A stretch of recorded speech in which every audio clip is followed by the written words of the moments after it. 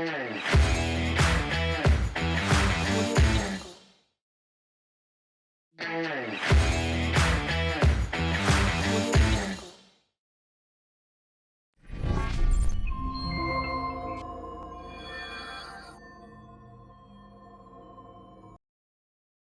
right, so this is the moment for Africans to be together, one of its kind, a podcast show that truly tells the story of we Africans, how our story should be told.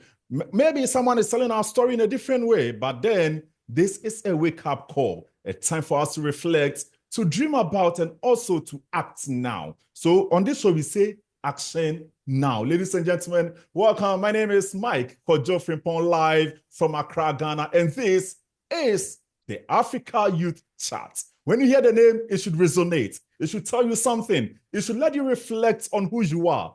Are you a youth in Africa? What can you tell about us? What can you do? What can make you proud of who you are? Ladies and gentlemen, today on the show, we've got something very, very interesting and important to share with you. I've got my guest in the studio, and also one person will be joining us via Zoom. Don't forget, this is the Africa Youth Chat, where dreams are realized. I'll be right back. Don't go anywhere, because trust me, we have a lot for you.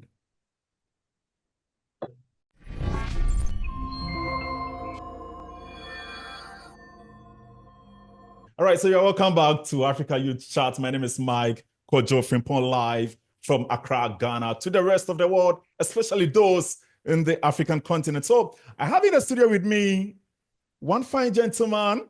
He's a quantity surveyor, or let me say project cost engineer and project management student, reside in Accra, Ghana. Ladies and gentlemen, show some love for my man, Yasir Maltiti. Yeah.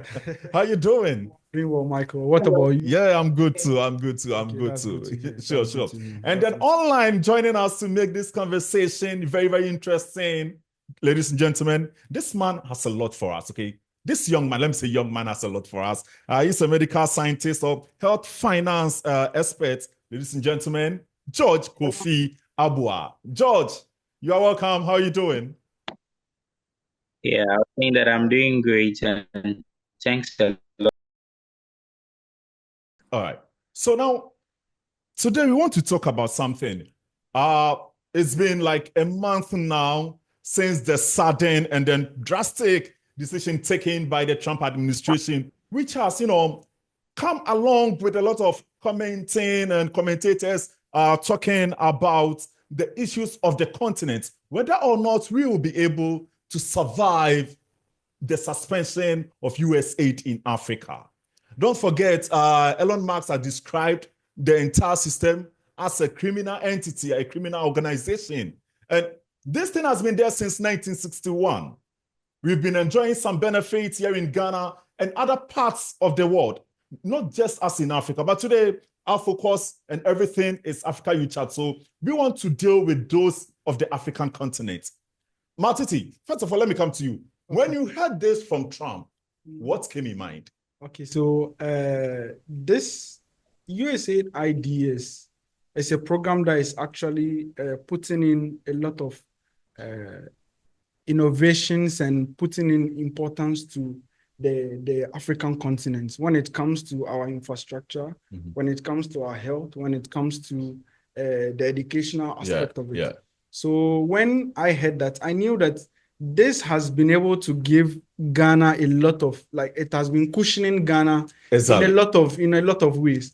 So for instance, even when this was even done, I learned the gap that has brought to the Ghanaian economy was about $156 million.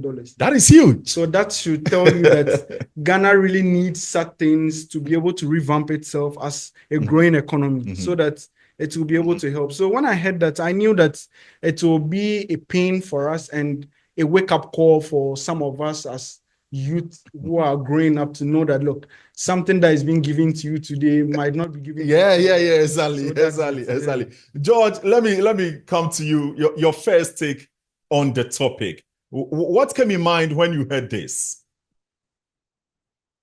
So first and foremost, I would appreciate you for giving me the platform to share insight on this topic. One key thing that we should accept is that these developmental organizations were formulated with specific um, roles to play. In as much as they are keenly to achieve political roles, we should know that these forms of buffers that were sent in, these forms of aids that were sent in were for political reasons, in as much as to satisfy US. So if they say they are cutting off their aid, it's more or less like a wake-up call, as my brother said. It means action now. So it's just like you having a philanthropic organization coming to your community and providing aid yearly, and all of a sudden they are to tell you that they won't come again. Mm-hmm. It means that we should accept that we don't have any sense of entitlement to such aids. They were done voluntarily. Oh yes. uh, and I noticed that my brother was saying that the 156 million cutoff of aid will be a problem for Ghana. It won't be a problem. The budget to be submitted on March 11th, that's March 11th, by the finance minister, is a budget that is circumferencing around 242 billion Ghana cedis. Wow. When you have to convert it into dollars, we are talking about a very huge amount of money. So when you look at the aid that is being cut off through the USAID, it is something that has to give our leaders a resurrection of ideas, because if you have a budget that is as huge as that amount and a very small quarter of it is being taken out due to international funding, then it means we always have this sense of entitlement. So that was what came in mind. I was like, US are no longer going to give this aid because they want Africa to scrap off their sense of entitlement. Sure. Let me add up to this. Just recently, President Mahama was in Munich, Germany, for a town hall meeting. And he said he has already directed the finance minister to make adjustment to the budget. So I'm sure with what you are saying, even before our budget comes out in March, the finance minister already knows what actually is happening on the grounds and knows what to present. So we are not actually going to see more than what we should be looking at. Let's say if we have already prepared for $56 million for, let's say, to buy land somewhere to, establish a factory. Maybe we are going to get a cutoff. Wouldn't that affect the economy in a way? Guys, anyone, Maltiti? So that's the whole key. Okay, George, let me hear from you. So that's the whole key thing. Just in as much as a country prepares the budget for approval from Parliament, we should have this in mind. We are already with the IMF looking forward to adhere to instructions given by the IMF. And one key instruction is revenue mobilization. Revenue mobilization is one factor or a channel of gaining resources for a country's budget. That is very crucial. So all these things are like projections. So in as much as the budget is there, we are projecting. So we are projecting to increase revenue mobilization to buff up the budget and be stabilized. But with the amount that has been instructed by the finance minister to make up for it, the main conduit or channel to make it up for it is through revenue mobilization. And it still comes back to taxes. Yeah. So we should have that in mind. Sure. So politicians would promise us heaven on earth. It still comes back to we contributing our quota to taxes, and it will be used to form a budget for we the citizens. That's what I wanted to comment on. Okay. But have we been so over-reliant on this foreign aid thing as Africans?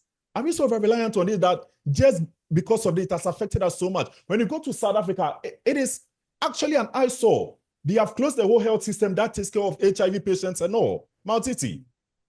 Okay, so I wouldn't say it's over-reliance, but it's just the what I initially said, and my brother also agreed with me. It's just the level of entitlement that we have as Africans towards this USAID, because it's something that we had for over 63 years now. And if you've had something for over 63 years, you just are used to imagine it. exactly. Do you understand? You are used to it being coming. For instance, Ghana knows that, okay, by the end of the year, maybe some $200 million would come. That's over 2.5 billion Ghana cedis just coming into the economy. And when you look at that amount and the overall budget that we normally have per yearly, that's almost more than 10%. So it's something that would always be a level that every government would be willing to have, because it's something that he knows that, okay, I can use it here, I can use it there. Do you get it? So that it will be able to help me alleviate the level of things that I want to do as a growing economy. Do you get it? So these things, I understand that it's affecting us, but we are resilient. Africa has the youth, and I believe it might take some time though. I don't know if you guys agree with me. Well, if you say take time, that's true, but I'm sure we have an economy that when we are able to generate revenue, as he said, we're able to generate revenue. This shouldn't be this should be something that wouldn't be a problem to us, because we'll be able to fund things ourselves and we'll be able to recover. So if there are alternative ways of generating such funds, then I don't see it as a problem to Africa as large. All right, George, we have like 8 countries that actually benefit from USAID. We're talking about Nigeria, Mozambique, Tanzania, Uganda, South Africa, Kenya, Zambia, and then DR Congo. Don't you think this will actually break their economy? Okay, so it's dependent on the structure of the country. So you agree with me that we have categories of countries that accept this form of aid, countries that are more of a developing country. And there are some countries too that when you look at their trade system, they are not open for more businesses in terms of trade. So you could even look at country like Zimbabwe, DR Congo, countries that have allegiance to different colonial masters. Their style of economy, it's very, very different. So when you make the comparison, you as well appreciate the factors that in as much as some Ghanaians that are following the story on the USAID cuts on funds, other countries will be really hard hit because other countries fix this aid properly into their budget, because these are funds that are constant. Like it will definitely come. This is huge money. Exactly. These funds will definitely come. Unlike whereby the finance ministry of a country will do projections for mobilization of revenues that will be accrued in, looking at taxation of their natural resources, either be it gold, either be it all other natural resources, and then looking at businesses that are yet to be taxed. So these are conduits or channels that the government would raise their revenue to govern the country in terms of doing social interventions and other development projects. But I could tell you on authority in terms of analysis and facts and research that Ghana will be better off if we are to realign our mentality on. I love that. Oh, yes. Ghana will be better off. But currently, when you look at the health sector, so USAID, for instance, contributes largely to our health delivery system in this country. Most of the inflows that come in, aside of the economic factors, they are mostly pushed on the health basis, looking at capping the doctor-patient ratio, the nurse-patient ratio, social interventions for breakthrough for primary health care in communities. These are key areas. So in as much as these aids are concerned, I can boldly tell you again that Ghana will be better off. But it is about we realigning our mindsets to know that now we are on our own. So I'll give you a perfect scenario like the Ghana AIDS Commission. So you notice that patients that are HIV or AIDS patients, most of their medications are not found over the counter. Sure. You would never see a retro patient go over the counter to No pitches way, no way. such medications. No way. Why? Because exactly, because these medications are under a program we know as PEPAP. You get it, which is directly sourced by USAID. These medications are coming in directly. So, in as much as all these things are concerned, the key thing is just like you said, when President Mahama went for the Munich Security Conference, he said this is the time that African leaders have to rethink and look forward for self-dependency, especially Is with it food that our leaders have security. been sleeping for long? Because they knew something was coming all the time. No, if you say they've been sleeping for longer, I wouldn't agree with you. Okay. Leadership is very tough. Politics is a complex business.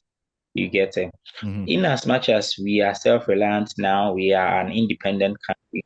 We should even take, for instance, our import flows. 70% of our foods we consume in this country are all imported. So these are forms of way that I would say our former colonial masters still have a grip on us. Because if 70% of the foods that you consume in your country is being imported, then it means that you are not fully reliant. So these Exactly. are contributing factors that it need to be really by our leaders. All right. Maltiti, now the youth, we also need to sit, realize, and understand that this is a wake-up call to us all. What do you think we can do? Okay, so for the youth in Africa or Ghana specifically that you're talking about, I'm asking, is it youth in Africa or just... No, you in general, Africa. Okay, so when you look at the African setting, most of us are into the agri sector, and this is where some of the funding normally comes through. So through their Feed the Future and other stuff. So this should be something that should now give a wake-up call to the youth that look, the reliance that we had or the dependency that we had on the USAID is now cut off. So this is the time for us to find better ways of developing ourselves as individuals or as people in a country.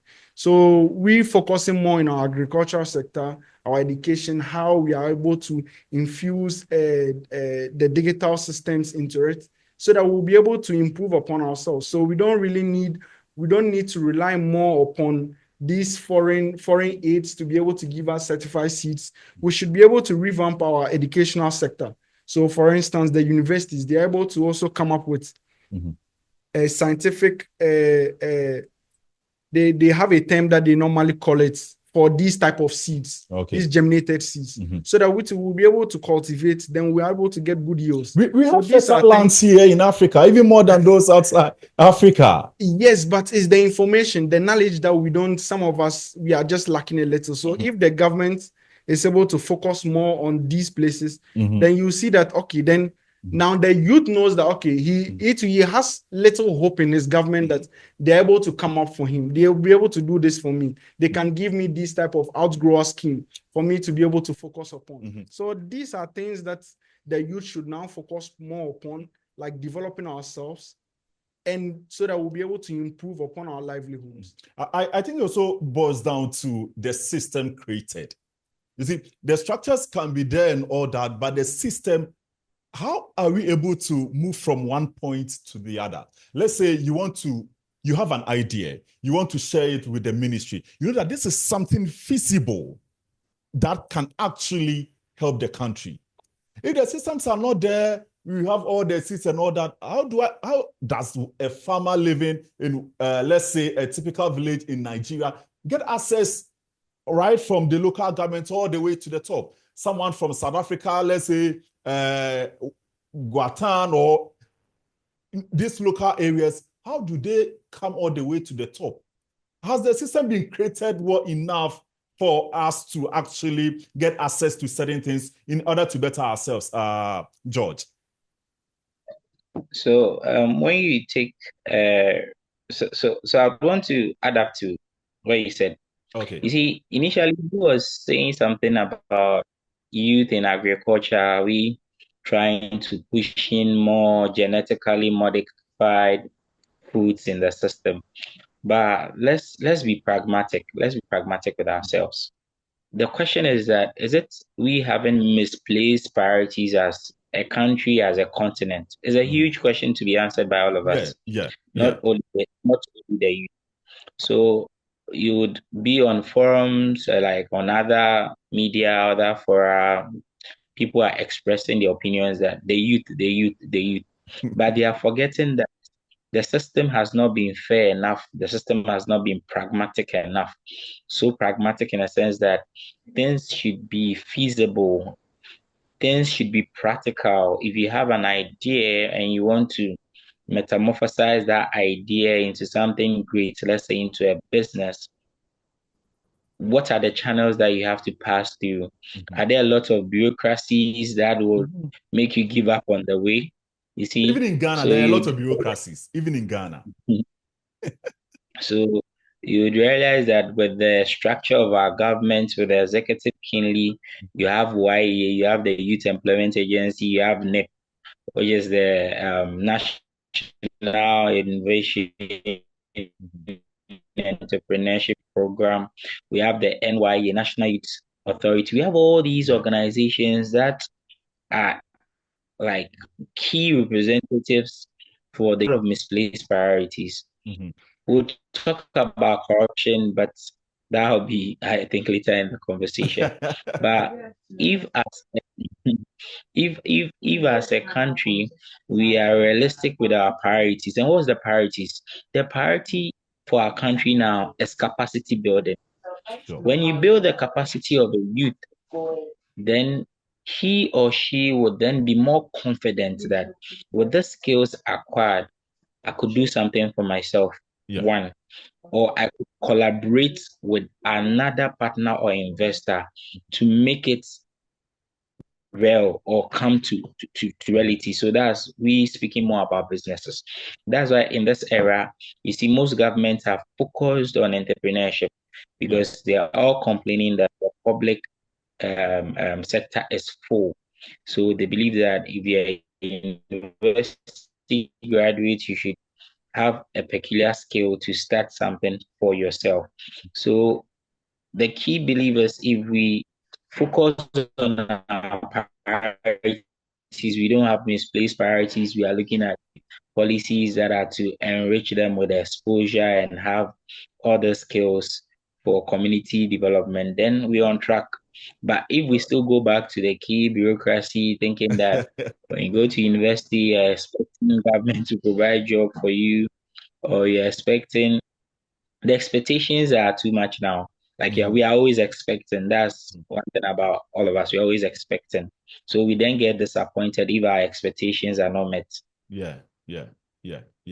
That was a great submission. But Maltiti, let me come to you. We are running out of time. We need to be wrapping up on the show. But many are saying that without this, Africans, we are nothing. We can't do away with their aid. Maybe that's why the US also feels, without us, they are nothing. I see that as a cliche. So, what should we be looking at in terms of interim solutions to all this? How to solve problems with the health sector? I'm sure with the current president, Mahama in, he was already doing this CHIPS compound for the health sector. We have other agriculture interventions and all that going on. But for now, without this aid, what can we do in the interim? Okay, so let me just come into the previous questions that we took. Okay. So you were talking about the number of countries that were benefiting. And when I checked, I realized that we even have like 47 countries. So that's like almost the whole continent that is benefiting from. No, but I just listed the people receiving more. I get it. But so that should show you how terrible the situation is. It's sad because if a whole continent and almost all countries are receiving such aid, then it should be a wake-up call to us. And to the question that you just asked, pertaining to how way forward interim solutions. Exactly. So I see that this thing should be something we should forefront. Like we should pick it at something that is serious and relevant to the economic development of this country, because we have come to the realization that a lot of these things, even not just USAID, other funding programs are also there that we are actually relying on. What if tomorrow we wake up and the Europeans are also saying, hey, we are not coming again? That's where I'm just heading towards. So this should be something that should alert us that look, now we should find ways of sustaining ourselves. Exactly. We should find ways of sustaining ourselves. And I cannot sit here and cook something up to say, okay, we have to do this. But this should be something that governments and political leaders should come in, so that we'll be able, and even people in institutions like us, in the lecturers, like teachers and all those things, that we come out to be able to find possible solutions to these problems. Because it's cutting across, our health sector, our education sector, almost everywhere. So governance everywhere. This is something critical that we need to focus more on. But let's see how it goes, and let's find possible solutions. I believe Ghana is more resilient. Even we had the COVID and all those things, we're able to survive in a way, but with the little assistance of them again. But I believe I believe we'll be able to find solutions. At least when we start, we'll get somewhere. We'll get somewhere. Let's say in 2-3 years time we'll be there. Yes, I'm confident. I'm confident enough that the country can do something. George Maltiti is saying the country can do something. Interim solutions, do we have a way forward? Yeah, so when you look at the UN patch that accepted all these form of aids, of which we have UNS, we have the USAID, UNFPA, all these form of aids, Food Organization for Africa, all these form of aids. The key thing is to help African countries from the tag of underdeveloped or developing countries to developed. So from underdeveloped, developing, then to develop. But the key question is, when you have a prospective policy evaluation of all these aids that have been put in place, we've not achieved a lot. We've not achieved a lot in a sense that the funds do come, but they are misappropriated. So the key question we should ask ourselves that even when the funds were trickling in, the funds were misappropriated. So would you prefer that the funds should cease coming so that we will now face reality on its own and see that exactly. So the country has to go back to a mode of reality check, whereby we know that this is our reality. This is the resources we have. This is our expenditure. This is our budget. This is our deficit. So it can obliterate that sense of dependency, because the country has to move from a sense of dependency to a sense of collaboration. So instead of the funds just trickling in as though, you see, when you are a toddler, you are used to sucking breast milk, you get it. Yeah. But as you grow, you start eating solid foods and even cracking bones. So Ghana have, like, we were the first country to gain independence in Africa. If not for anything, we are 60 plus years old. So imagine Ghana 68 years. Exactly. So imagine Ghana to be a 68-year-old individual. So you want to make us aware that since independence, we've not been able to make huge buffer funds to cushion our own economy.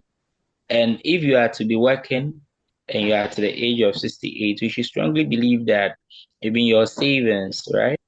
One key thing is even your investment. Exactly. So if you are a 68-year-old individual, you've not been able to make any savings, any investments, even paying forms of like your SNET, it's something that we really need to have a reality check. I just want us to come into a sense of realization that both our leaders and individuals that have been placed as strategic positions to manage our economy, not only need to set up, but we need to realize that it's not just a wake-up call, but it's about our future. Exactly. So we move from a sense of dependency to a sense of collaboration. That is my take on that. All right. Thank you so much, George, and then Maltiti. Our time is up. I'm sure this is, you want to add something? Yeah, I wanted to add something to what you were saying. And I have maybe a little of discrepancy to the points he made pertaining to we looking at the independence, like the years of it. And I believe when we go back to history, we realize that, look, the European countries that we are looking at, it took them years. Even America, it took them for over 400 years. So get it. I believe that's my point over here. Hey, Maltiti, there we have it. I perfectly understand. Maybe you disagree with me. I don't agree with him. I don't agree with him. I perfectly understand you not agree with me, but from my perspective, I believe that, look, Ghana, we are yes, we are not there, but we are heading towards a right path. It's the road. Do you see that? Yeah, you see, it's just the political mindset of us. And it's not a political so when it comes mindset. to the corruption and all those things, it plays a role. But look, ask me, when you visit, I have visited some African countries. And even ask people, when you look at other African countries, trust me, you believe that, look, Ghana, we are doing something. We are doing something. Just that we are missing. I think George wants to add something before we go. But George, I believe your final take, and then we are off. No, me saying I don't agree with him is not that Ghana as an African country is not on the right path. Looking like with our progressive development, we've done so well with a lot of things. But the truth and the hard truth is that there's more room for improvement. If you look at our GDP growth, you see, with my expertise in health financing, you get to understand that in as much as we have the inflows, both internal and external, there is a lot of misappropriation. And I'm being honest with you. I agree with you. A lot. I won't dispute that fact. Thank you so much, gentlemen. Okay. If funds, so my last take is that if funds that are designated for specific projects are being utilized for that same equal projects, bro, we are not saying that in the next 5 or 10 years, Ghana should be like Dubai, but there will be a huge difference. We will get there. We will get there. We will get there. We will get there. We will get there. But surely we will get there. So, ladies and gentlemen, if you are watching, this is the show for we Africans to actually realize that the time has come to rise to duty. It is time to speak for ourselves, time to speak for truth. My name is Mike Frempong. I was joined by Maltiti Yasir. He is a student, quantity surveyor, project cost engineer, and project management. We're also joined online via Zoom by our very own George Kofi Abudah. He is a medical scientist, also health finance expert. We were talking about the issues of the USAID with President Trump freezing everything that is going on. How can Africans survive this? Are we ready to go through the path of being self-reliant continent, or we are always going to rely on foreign aids from the US, from the Europeans, from the Asians, and all that? It is time for us to rise to our feet. If you are watching, you can leave your comments for us to also get to hear from you. Let's know what you think of today's program. This has been our first episode. And guys, thank you so much for gracing this Maiden edition. But trust me, we will come again with another beautiful episode next month, and you are all going to love it. We have great topics for us to discuss as Africans. We are going to talk about colonization, border restrictions. We are going to talk about a lot, entertainment, everything concerning Africa. You get it live here on Africa You Chat. My name is FM. Kudos to my entire production team. They've done so well. You watching across the globe or the continent of Africa, we are most grateful. Bye-bye.